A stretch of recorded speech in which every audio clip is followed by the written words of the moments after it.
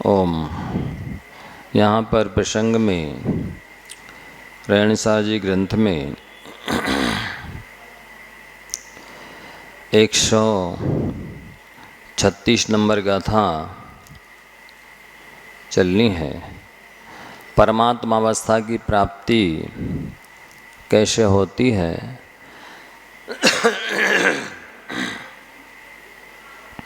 ये बताया जा रहा है। किम बहुनाहो तजिवेहि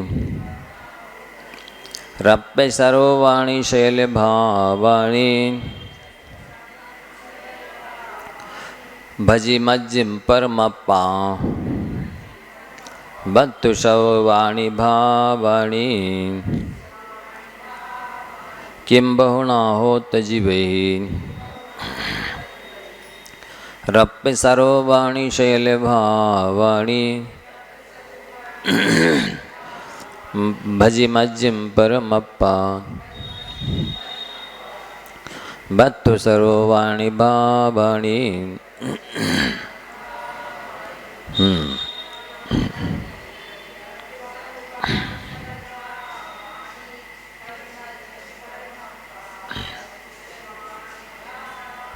तो कह रहे हैं कि हे बब्बू जीवो, बहुत कहने से क्या लाभ। बहिरप्य सर्ववाणी, बहिरात्मा का जो स्वरूप है,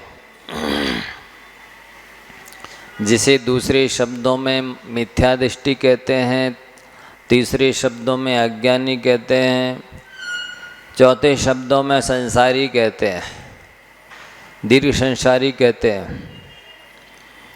उसकी जितनी भी सोच है वो आपको छोड़नी होगी, उसके जितने भी वचन हैं वे भी आपको छोड़ना होंगे, उसके जितने भी कार्यकलाप हैं वे सब आपको छोड़ना होंगे।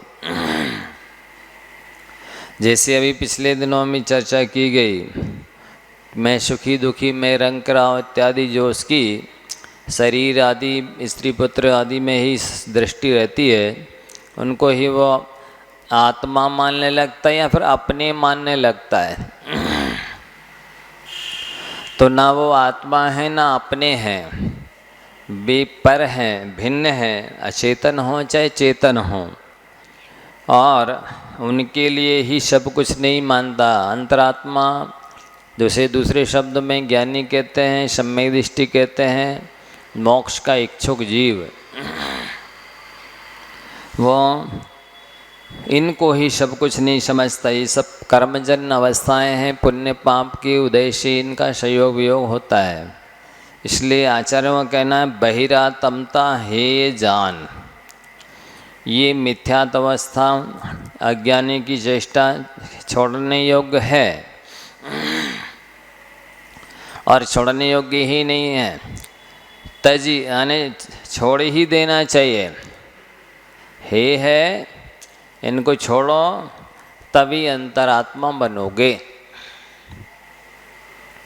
और अंतरात्मा बनने करके क्या करना है, बहिरात्मता हे जान तज अंतरात्म हो जाए, और परमात्म को ध्याय निरंतर।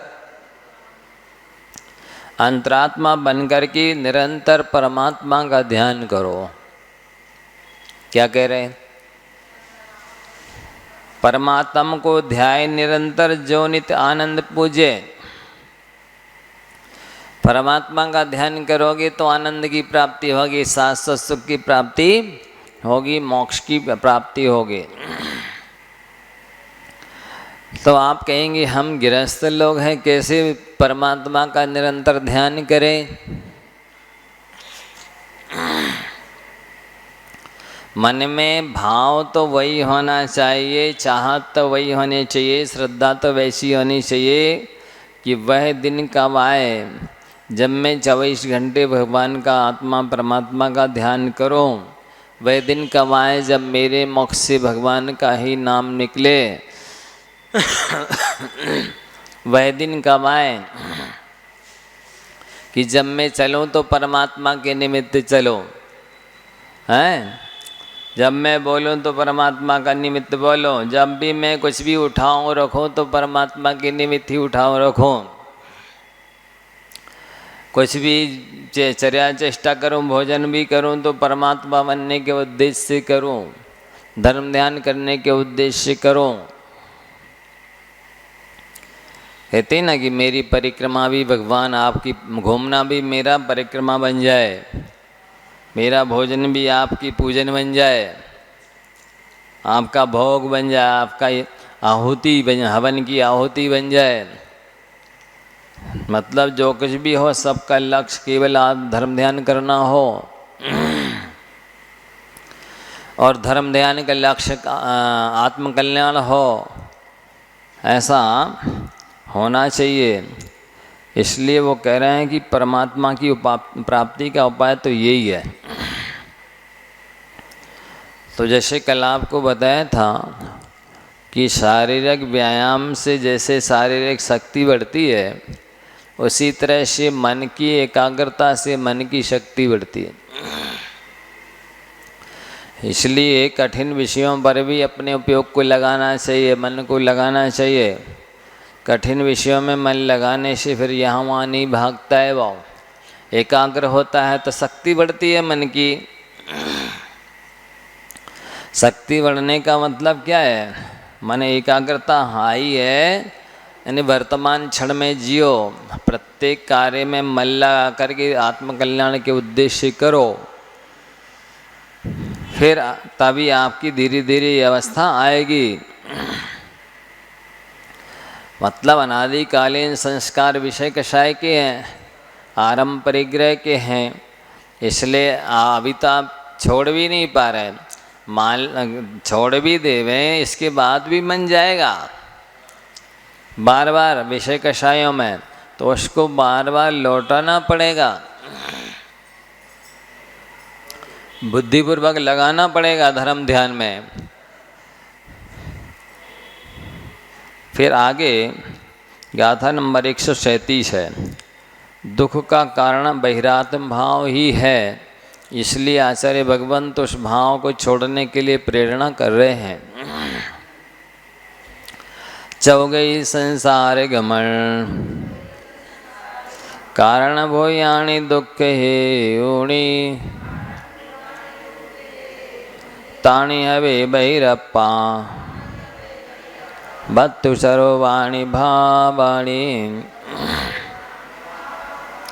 चौगई का संसार गमन कारण भोयाणी दुख हे ऊणी ताणी हवे बहिरप्पा बत्तु सर्ववाणी भावाणी।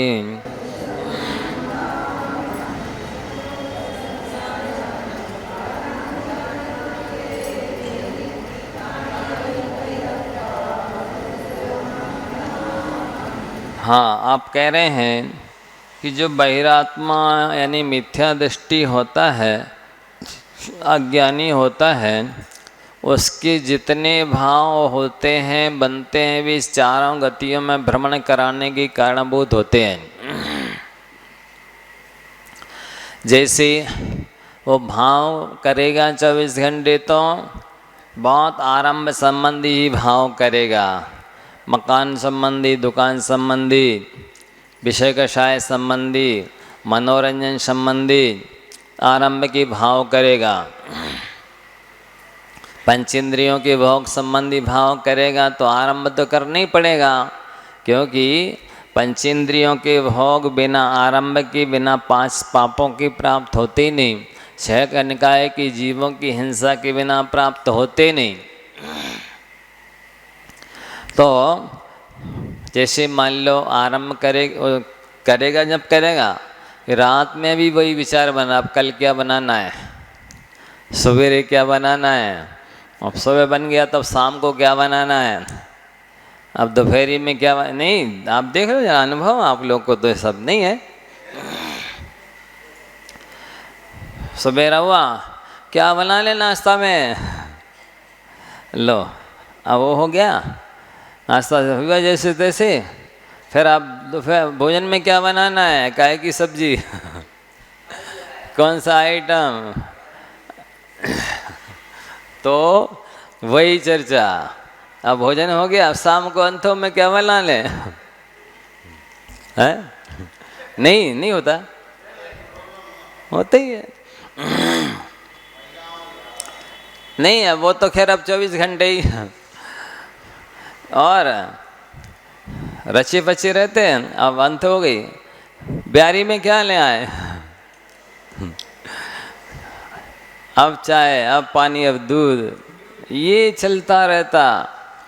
और अब रात में भी सोचते रहेंगे आज से ये बनाए, ऐसा बनाया, इसमें एक कमी रह गई, ऐसा हो गया, अब कल जी ऐसा करेंगे। देखो होता कि नहीं होता, प्राय होता है।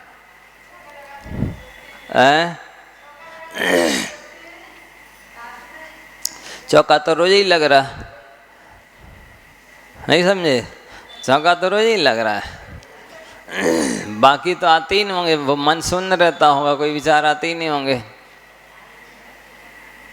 है ना। कुछ नहीं आता होगा, केवल आता है, वो तो अनुभव की बात है। क्या आता होगा, क्या आता है, वो तो हमें पता ही है।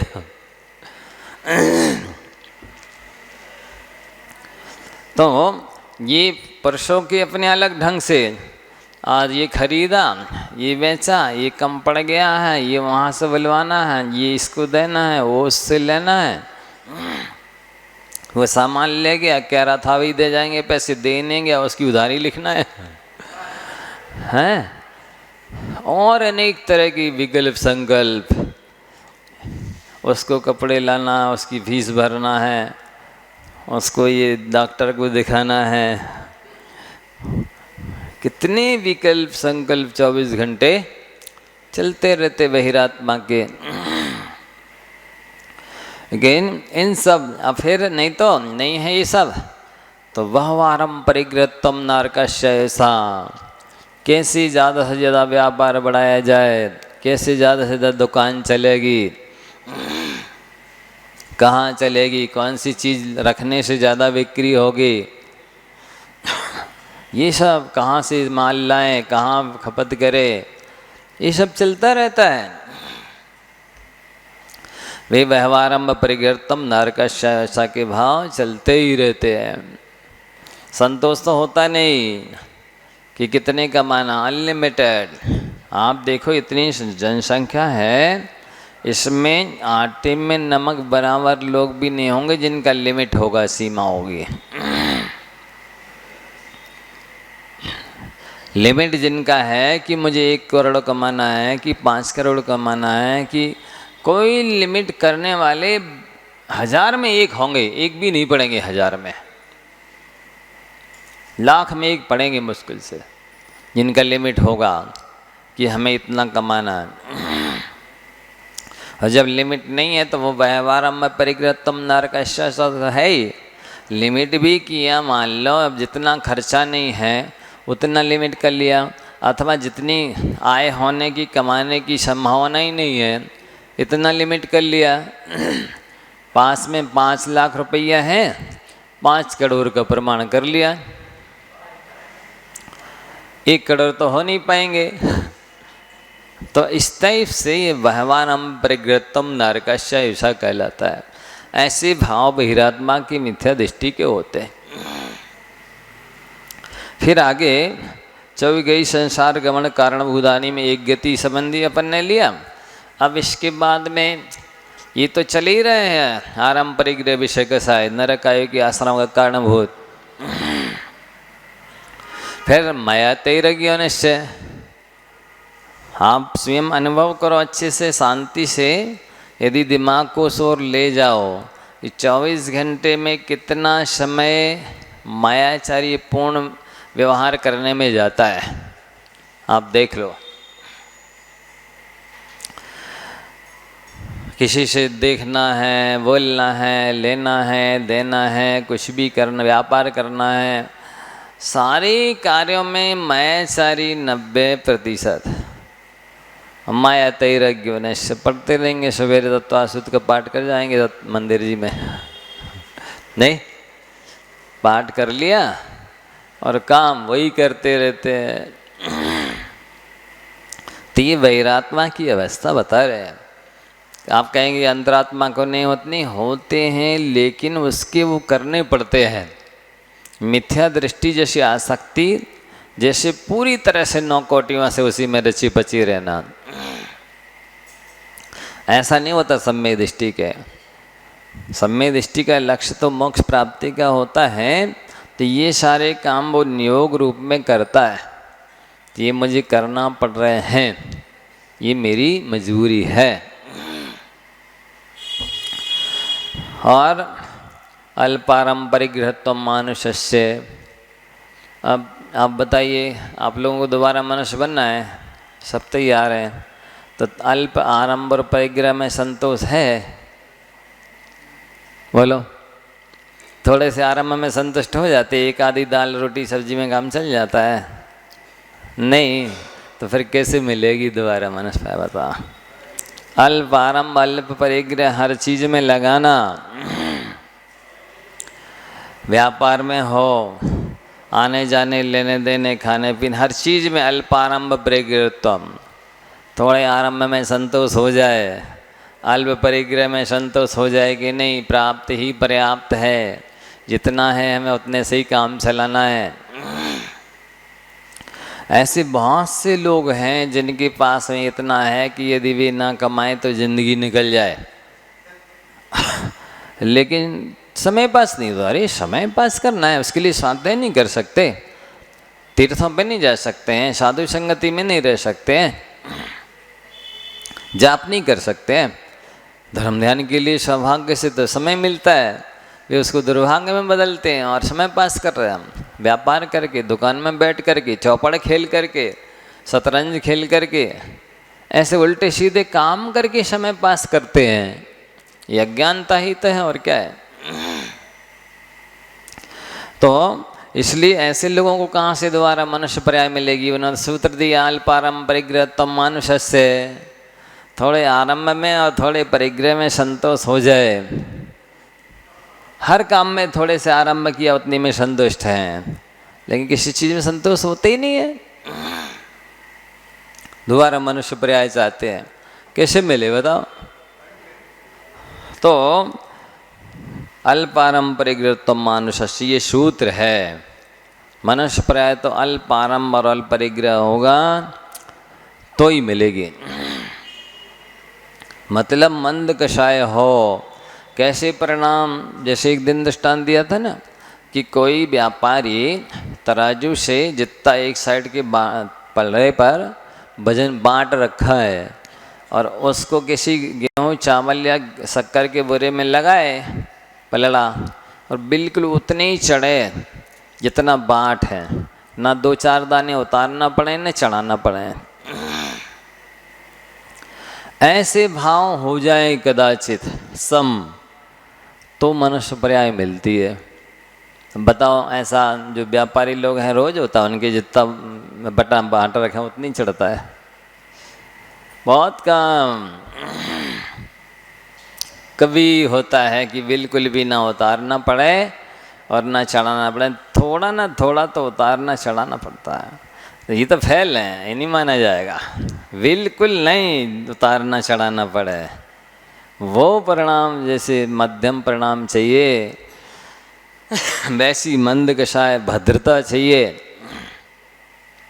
भद्र परिणामी बनते हैं सब मनुष्य, कुटिल परिणामी नहीं, क्लिष्ट परिणामी नहीं, कलुषित परिणामी नहीं। अल्पारंपरिक के भाव रखना चाहिए। नहीं रखते हैं तो वो कह रहे बहिरात्मा है। देखो गाथा नंबर 137 में एक स्पष्ट लिखा है, चौगई संसार गमन कारण भूयाणी दुख हेयुणी ताणी हवे बहिरप्पा। जो बहिरात्मा जीव है उसके वस्तु स्वरूप संबंधी जितने भाव होंगे, किसी भी वस्तु के बारे में सोचे वो, उसके भी भाव चारों गतियों में भ्रमण कराने के कारणभूत ही होंगे। बहिरात्मा है, मिथ्या दृष्टि है, अज्ञानी है, वो अच्छे भाव कर ही नहीं सकता। जैसे डॉक्टर लोग अच्छे भाव नहीं कर सकते, अच्छे भाव करेंगे तो मतलब सब स्वस्थ रहें तो इनकी दुकान ही बंद हो जाएगी। हाँ, कहेंगे सीजन नहीं चल रहा, मतलब लोग बीमार नहीं हो रहे। हाँ है, सीजन उठाए ना, तो नहीं गिर जाए सीजन तो उनको तो क्या फल आएगा बताओ। तो वे अच्छे भाव कर ही नहीं सकते। वकील हैं या कोई पुलिस वाले हैं, ऐसे कहें कोई अपराध न करे, बताओ कहेंगे वो? यदि कोई अपराध नहीं करेगा तो उनकी तो दुकानदारी बंद हो जाएगी। अपराध करे कोई, केस आए तब तो उनकी दुकानदारी सीजन उठेगा। तो ऐसे कई चीज़ें हैं कि वे लोग भाव अच्छे कर ही नहीं सकते। कब जैसी पर्याय हो गए तो वो ऐसा सोचने लगे कोई नहीं मरे, सोचेगा? नहीं सोच सकता। वो तो कोसते ही रहता है। भले कौआ के कोसने से पशु नहीं मरते हैं, ये बात अलग है, लेकिन वो तो कोसते ही रहता है। इसी तरह से बहिरात्मा, मिथ्यादृष्टि, अज्ञानी, उसके जितने भी भाव होंगे वे चारों गतियों में भ्रमण कराने के कारणभूत भाव ही होंगे। वैसे भाव वो कर ही नहीं सकता कि जिससे मोक्ष मार्ग प्रशस्त हो जाए, असंख्यात गुणी पाप की निर्जरा हो जाए, धर्म ध्यान हो जाए, आत्म कल्याणकारी नहीं होता। फिर कितनी माया। आज वर्तमान में देखो आप कि चाहे सर्विस हो या बिजनेस, 2 नंबर का काम। जिसमें देखो उसमें मिलावट, जिसमें देखो उसमें मिलावट, मिक्सिंग, महंगी चीज़ें सस्ती चीज़ मिलाना, सस्ती चीज़ को महंगे दामों में बेचना, कम बेचना, कितना हो रहा देखो। काली मिर्च में पपीता की बीजा मिला दिया, हाँ एक जैसे ही है। हाँ, पुआर के बीजा मेथी में मिला दिए, जिसमें जिसकी मिक्सिंग हो सकती है उसमें कर दी। और इस तरह की जो 2 नंबर के काम होते हैं तो लिखे ही हुआ है, योग वक्रता विषम वादनम चा शुभस्य नाम न। मन वचन काय की वक्रता अशुभ नाम कर्म के आश्रव का कारण है। चाहे माया तैरज्ञ है, मायाचारी त्रेन चाय के आश्रव का कारण है। चिंतन कुछ, फिर संभाषण कुछ, क्रिया कुछ की कुछ होती है। आज तो मतलब रिश्ते भी सच्चे नहीं होते हैं, केवल फॉर्मेलिटी ऊपर से निभाते हैं, आत्मीयता दिखाते हैं। हाँ, अरे कब आए थे, भोजन करके जाना। लो, अंदर भाव है ही नहीं कि जी भजन करने आ जाएंगे तो समस्या खड़ी हो जाएगी।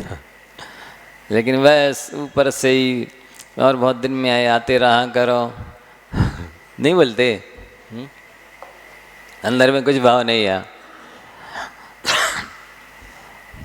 तो इस तरह का व्यवहार रिश्तेदारी में, व्यवहार लोक व्यवहार में खूब चलता रहता है। सम्यक दृष्टि ऐसी व्यवहारिकता नहीं बाता। संसार वृद्धि के कारणभूत मायाचारी वो नहीं करता है। और आगे सराग संयम सीमा सीमा काम दजरा वाल तपंसी दैवस्य, कोई भी राग सहित संयम है, संयम संयम है, तो ये परिणाम उस मिथ्या दृष्टि के नहीं हो सकते, क्योंकि ये 5वें गुण स्थान 6ठे गुण स्थान आदि वाले भाव हैं, ये उसके मिथ्या दृष्टि के हो ही नहीं सकते। वो तो जो भी संसार के कारणभूत करेगा व्रत नियम संयम, उसमें ही संतुष्ट हो जाएगा।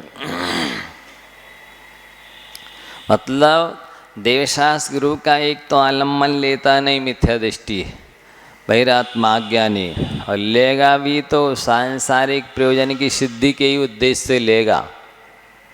दान करे चाहे पूजन करे चाहे व्रत उपवास करे। एक दिन नहीं पूछा मैंने, अच्छा आप लोग ये तो बताओ, जन्म से लेकर आज तक आप लोग इतने मंदिर गए 2-2 3-3 बार, कई लोगों ने कई तरह के व्रत कर लिए, तीर्थ यात्रा कर ली, हाँ पूजा करते हैं। ये बताओ अच्छा कि आप लोग ने आत्म कल्याण के उद्देश्य से कितने लोगों ने करी है? पहले छोटे थे तो भगवान अच्छी सी जगह शादी हो जाए इसके लगे पूजन करते रहे। हिलाना नहीं सर, हम बिल्कुल किसी की नहीं मानेंगे, हमें सबकी पता है, सब बीतरागनी बैठे आए। जब बाल्यावस्था रहती, चढ़ती जवानी, जब कितनी तरह के कैसे कैसे भाव होते हैं, किसी से छुपे नहीं है, इसको नकारने की ज़रूरत है ही नहीं। पहले तो जब 10, 12, 14, 15 साल के रहते हैं तो जिसको ही देखा नहीं इससे नहीं शादी कराएंगे, अब होनी जानी है ही नहीं, ये मेरे लायक नहीं है, ये ठीक है, ये लायक, ऐसे ही करते रहते, भाव करते रहते, किससे शादी कराएंगे किससे नहीं कराएंगे। अज्ञानता अज्ञानता होती है नहीं होते भाव, चयन करते रहते अपने मन में ही, ये ठीक नहीं है, ये ठीक है, ये ठीक नहीं, ये ठीक है। शादी यदि तो होनी जानी है ही नहीं, अभी कोई चर्चा ही नहीं है, ये बात ही नहीं है, लेकिन मंसूबे बनाते रहते। और कभी मंदिर जाए भी तो भगवान से प्रार्थना करते रहते, अच्छी सी मिले अच्छा सा मिल जाए। जैसे तैसे शादी हो गई, हे भगवान अब एक दो संतान हो जाए ढंग की, उसके लिए करते रहते पूजा पाठ, विधान, व्रत, नियम, संयम।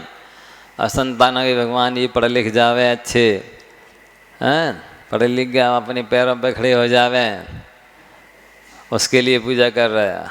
अब इनकी अच्छे सी शादी हो जावे, उसके लिए पूजा कर रहे।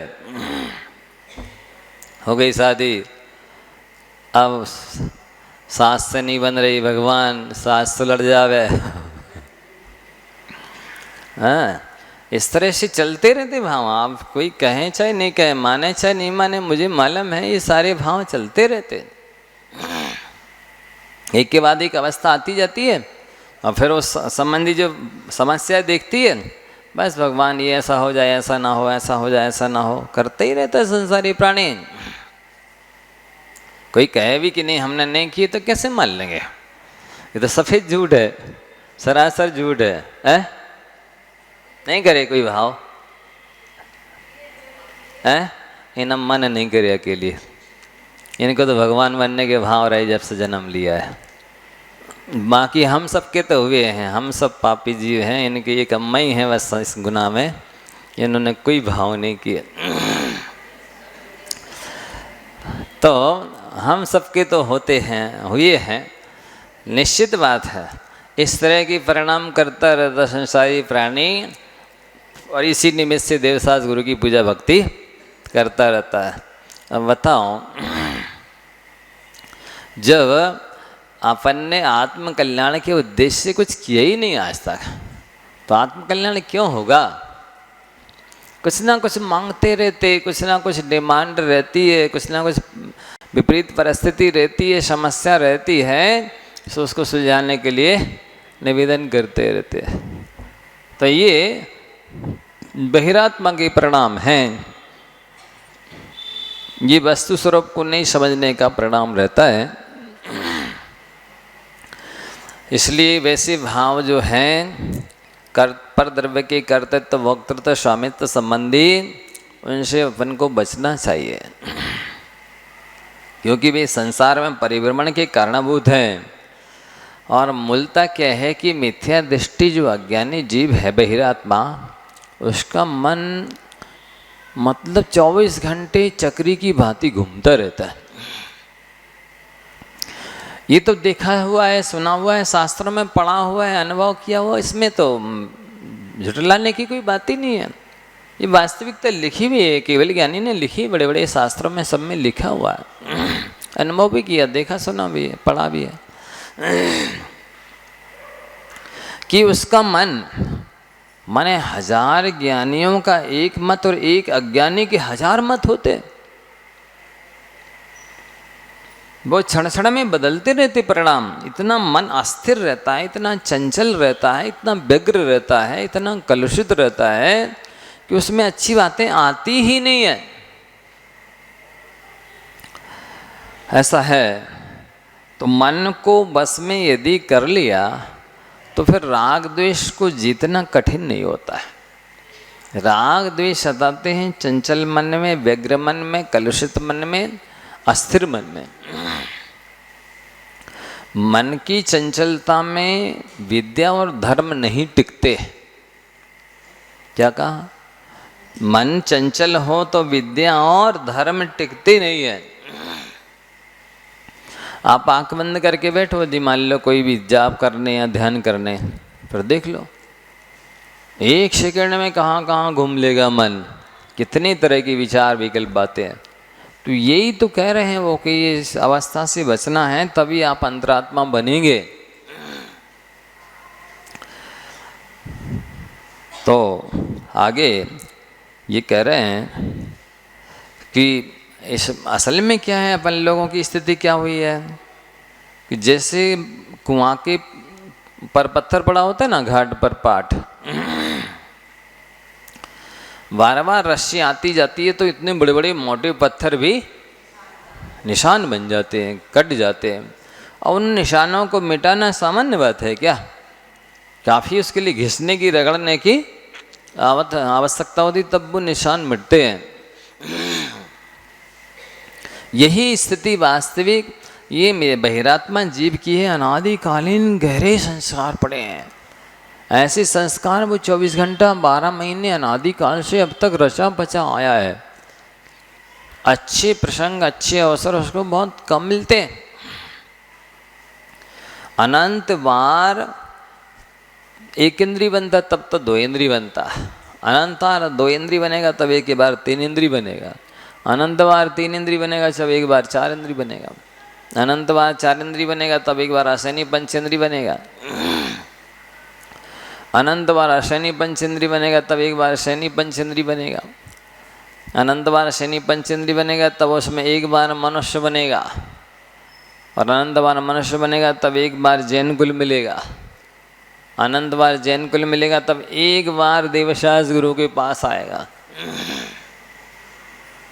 ऐसी तो इसकी दुर्लभता है, क्योंकि उनमें आने लायक परिणाम ही दुर्लभ है। जिन परिणामों से यहाँ आता है वे परिणाम ही नहीं जीव करता है, तो कैसे लेगा? भगवती आनंद में आएगा, अभी आप लोग सुनोगे। तो मन को वश में यदि कर लेता है व्यक्ति, तब फिर राग द्वेष को जीतना कठिन नहीं है। लेकिन मन को वश में ही करना तो कठिन काम है ना। ये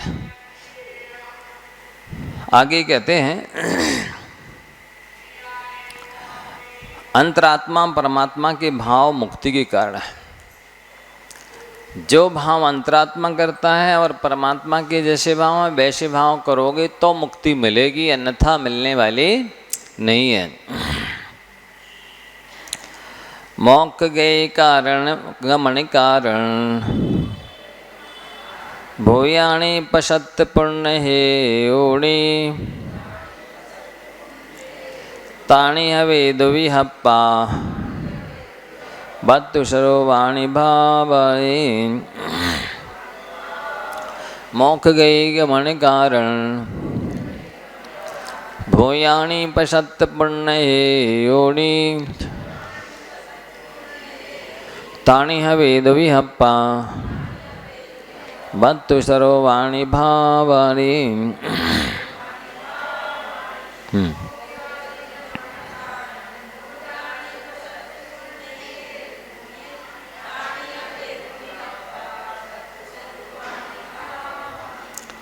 तो ये कह रहे हैं कि मोक्ष गति कौन सी गति है?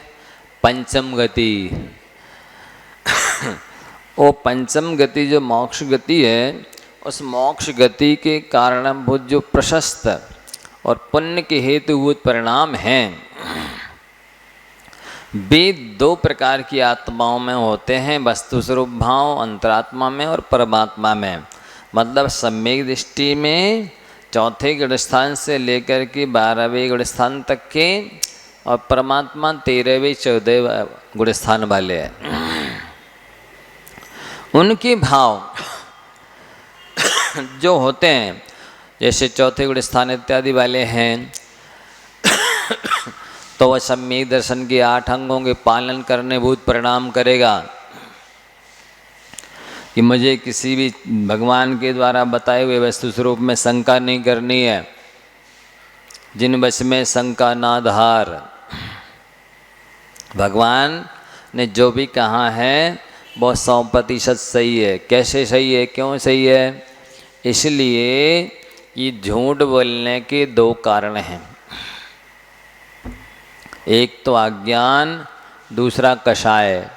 तो भगवान के पास में ना अज्ञान है क्योंकि केवल ज्ञान हो गया, और ना कषाय है क्योंकि वीतराग हो गए। तो अब जो वो भी बोलते हैं, जो भी वो सत्य होता है। दूसरी बात यह है कि अपन कहते ही हैं कि भगवान कैसे हैं, वीतराग हैं, सर्वज्ञ हैं और हितोपदेशी हैं। तो वीतराग हैं, कषाय निकल गई, सर्वज्ञ हैं, अज्ञान निकल गया। और हितोपदेशी उसे कहते हैं जो प्राणी मात्र के हित का उपदेश देता है, प्राणी मात्र के कल्याण की बात कहता है, उसे हितोपदेशी कहते हैं। तो अब हितोपदेशी जब आप स्वयं उन्हें संज्ञा दे रहे, विशेषण दे रहे हैं, टाइटल दे रहे हैं, तो उनके द्वारा बताई गई हित की बात को स्वीकार करने में आनाकानी क्यों? तो ये 3 विशेषण को याद रख करके उनके वचनों में संदेह नहीं करना, जिन वच में शंका ना धार। और वृष धार भाव सुख वांछा भाने, धर्म को वो धारण करता है अंतरात्मा, लेकिन सांसारिक सुख की अपेक्षा नहीं करता। इस धर्म के बदले में मुझे भोग भूमि मिल जाए, कि विद्याधरों के भोग मिल जाए, कि स्वर्ग के भोग मिल जाए, कि 169 महापुरुषों के कोई पद मिल जाए, ये कोई भी पद वो चाहता नहीं है, क्योंकि ये सारे पद अपद हैं, अस्थाई हैं। आपद माने विपत्ति के, आस्पद माने स्थान है। ये संसार में रह कर के किसी भी अवस्था में सुख प्राप्त नहीं किया जा सकता। इसलिए वो सम्यक दृष्टि कुछ भी सांसारिक वस्तु नहीं मांगता। इसलिए कहा जाता है सम्मा इट्टी पूर्णम न होई संसार कारणम नीमा, होयदि हो मोक्ष हो जैवी ज्ञानम न सो कुड़दी। सम्य दृष्टि जो भी पुण्य कमाता है वो उसका संसार की वृद्धि में कारण नहीं होता है। यदि वो भी निदान कर ले वह, तो उसका पुण्य भी फिर मोक्ष मार्ग में उपयोगी नहीं होगा, आत्मकल्याण में निमित्त नहीं बनेगा, उसका पुण्य भी फिर वो संसार में ही खत्म हो जाए। तो आप लोगों से हमारा कहना है कि अंतरात्मा बनो। अंतरात्मा बनने का मतलब है कि सम्यक दर्शन के 8 अंगों के पालन में अपना मन वचन काया धन लगाओ, है ना। और 25 दोषों से बचने की चेष्टा करो। मालूम है 25 दोष कौन से हैं?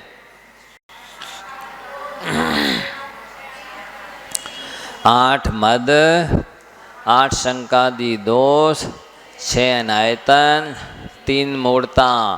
ये संख्या नहीं रटना है, शब्द नहीं रटना है, ना परिभाषा रटना है। भाव भासना होनी चाहिए कि ये तो हमारी कर्तव्य है, धर्म है, आवश्यक है, अंग है। ऐसा मान करके 8 अंगों का जब भी पालन करने का अवसर आए, जब भी ज़रूरत पड़े, उन अंगों का पालन करो। 24 घंटे 8 अंग थोड़ी पाले जाते हैं। 24 घंटे 8 मत करने का अवसर थोड़ा ही आता है। जब अवसर आए, जब काम पड़े, तब 8 अंगों का पालन करो। जब अवसर आए 8 मद से बचने की चेष्टा करो। जब अवसर आए 6 अनायतन से बचने की चेष्टा करो। जब अवसर आए 3 मूर्ताओं से बचने की चेष्टा करो। यही तो अंतरात्मा के भाव वस्तु स्वरूप हैं। यही तो मोक्ष की साधना है, मोक्ष के उपाय हैं। इसलिए यहाँ कहा जा रहा है कि ये जो भी चौथे गुण स्थान से लेकर के प्रवृत्ति करने वाले अनुवृत्ति या महावृत्ति 6ठे 7वें गुण स्थान तक के हैं, उनके जो आवश्यक है, जो कर्तव्य शास्त्रों में बताए हैं, आप अपने आप को कौन सा गुण स्थान वृत्ति मानते? चौथे पहले वाला कि चौथे वाला कि पांचवे वाला? ठीक है, पांचवी गुण स्थानवर्ती हैं आप, तो आपको पांचवें गुण स्थान के में जो शास्त्रों में आचार्य ने उल्लेख किया है कि इनको 12 व्रत पालने चाहिए, हैं कि 11 व्रत माया जो भी आप अपने जिस व्रत के धारी हैं उनको श्रद्धा से पालो। सम्यक दृष्टि है तो वो तो पालने ही है, 8 अंग 25 दोषों से बचनी है। इसके साथ साथ अपने जो व्रत नियम संयम हैं उनको समय पर विधिवत करो। षड आवश्यक काल जो साधे सो ही रत्नात्रय आराधे।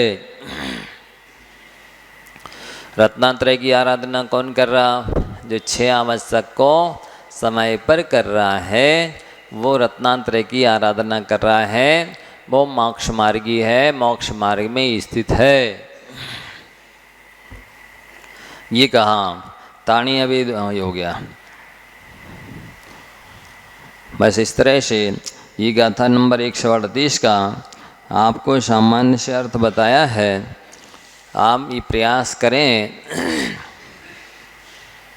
यदि आपने जैन कुल पाया है और वर्षों से दर्शन पूजन किए, स्वाध्याय किया है, प्रवचन सुना है, तो अभ्यास करें कि कोई उपलब्धि होती है पुण्य के उदय में तो हर्ष ना हो, पाप के उदय में कोई प्रतिकूल परिस्थिति बनती है तो विषाद न करें, क्योंकि